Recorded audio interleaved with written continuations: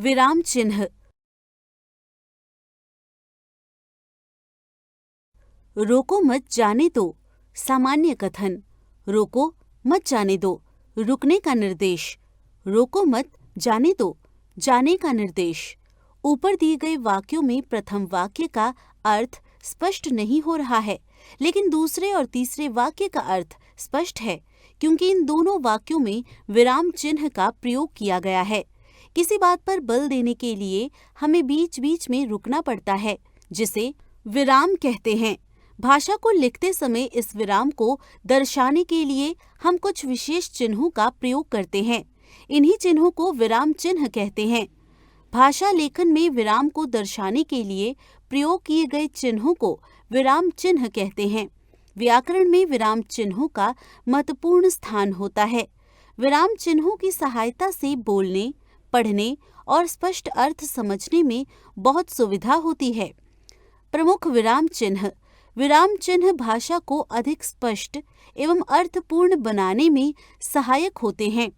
हिंदी में निम्नलिखित विराम चिन्हों का प्रयोग होता है: पूर्ण विराम, अर्धविराम, अल्प विराम, प्रश्नवाचक चिन्ह, विस्मयादिबोधक चिन्ह, उद्धरण चिन्ह, योजक चिन्ह, निर्देशक चिन्ह, विवरण चिन्ह, लाघव चिन्ह, कोष्ठक, हंसपद चिन्ह।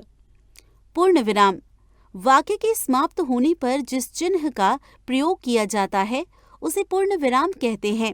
जैसे किसान हल चला रहा है, हमें प्रदूषण से बचना चाहिए। प्रश्नवाचक और विस्मयादिबोधक वाक्यों को छोड़कर सभी वाक्यों में पूर्ण विराम आता है। अर्धविराम जब पूर्ण विराम की अपेक्षा कम देर तक रुकना हो तो अर्धविराम का प्रयोग किया जाता है, किंतु अथवा परंतु योजकों से पहले इसका प्रयोग किया जाता है। तुम चाहो तो चले जाओ, मुझे देर लगेगी। अल्प विराम जब वाक्य के बीच में अधर विराम की तुलना में कम देर तक रुकना हो तब जिस चिन्ह का प्रयोग किया जाता है उसे अल्प विराम कहते हैं। इसका प्रयोग निम्नलिखित स्थितियों में किया जाता है: एक स्थान पर विभिन्न नामों के मध्य, जैसे गीता, रोशनी, शिफाली और दिव्या जाएंगी।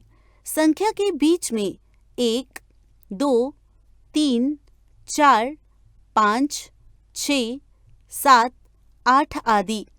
यह, वह, तो, तब आदि के स्थान पर, जैसे जो पुस्तक पिताजी ने दी, मैंने पढ़ ली है। संबोधन के बाद, बहनों, ये हमारी सुरक्षा का प्रश्न है। पता के बाद 250A, विकासपुरी, दिल्ली। हाँ या नहीं के बाद, नहीं, मुझे नहीं पता। शब्द युग्मों को एक दूसरे से अलग दिखाने के लिए यश अपयश, जीवन मरण सब परमात्मा के हाथ में है। प्रश्नवाचक चिन्ह जिस वाक्य द्वारा प्रश्न पूछे जाते हैं उसके अंत में जो चिन्ह लगते हैं उसे प्रश्नवाचक चिन्ह कहते हैं। जैसे तुम्हारा नाम क्या है, कल तुम्हारे साथ कौन था। विस्मयादिबोधक चिन्ह हर्ष, शोक, भय, घृणा, विस्मय और संबोधन आदि मनोभावों को प्रकट करने के लिए जिस चिन्ह का प्रयोग किया जाता है उसे विस्मयादिबोधक चिन्ह कहते हैं। जैसे अरे तुम कब आए, वाह तुमने खूब छक्का मारा, आहा कैसा सुहावना मौसम है। उद्धरण चिन्ह 2 प्रकार के होते हैं। इकहरा उद्धरण चिन्ह किसी ग्रंथ का नाम, विशेष व्यक्ति का नाम या उपनाम दर्शाने के लिए जिन चिन्हों का प्रयोग किया जाता है उसे इकहरा उद्धरण चिन्ह कहते हैं। जैसे सूर्यकांत त्रिपाठी निराला की रचनाएं उच्च कोटि की हैं। जवाहरलाल नेहरू को बच्चे चाचा कहते थे। दोहरा उद्धरण चिन्ह किसी व्यक्ति का कथन ज्यों का त्यों लिखकर दर्शाने के लिए जिन चिन्हों का प्रयोग किया जाता है उसे दोहरा उद्धरण चिन्ह कहते हैं। जैसे गांधी जी ने कहा था, करो या मरो। योजक चिन्ह समान स्तर के 2 शब्दों को जोड़ने के लिए तथा तुलना करने के लिए जिन चिन्हों का प्रयोग होता है उसे योजक चिन्ह कहते हैं। जैसे लाभ हानि, सुबह शाम, फल फूल, रुपया पैसा, धीरे धीरे आदि। निर्देशक चिन्ह किसी कथन से पहले उदाहरण देने, संवाद लिखने, कवि लेखक का नाम लिखने से पहले जिस चिन्ह का प्रयोग होता है उसे निर्देशक चिन्ह कहते हैं। निर्देशक चिन्ह योजक चिन्ह से बड़ा होता है, जैसे स्वतंत्रता मेरा जन्मसिद्ध अधिकार है, बाल गंगाधर तिलक। हमारा राष्ट्रीय झंडा है तिरंगा।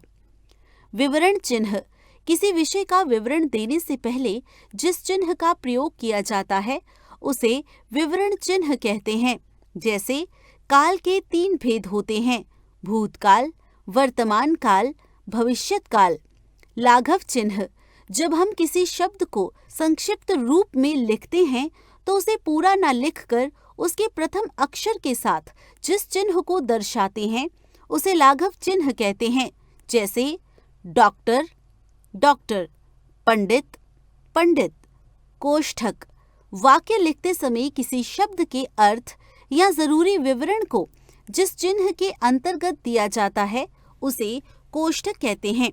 जैसे कवि भारत माता की आराधना कर रहा है।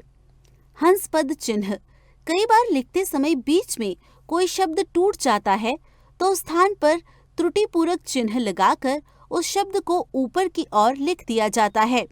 राम अयोध्या के राजकुमार थे, वह दिन रात कड़ी मेहनत करता था। आओ दोहरा लें। विराम चिन्ह का अर्थ है रुकने का चिन्ह। भाषा में स्पष्टता, शुद्धता तथा सुंदरता लाने के लिए विराम चिन्हों का प्रयोग किया जाता है।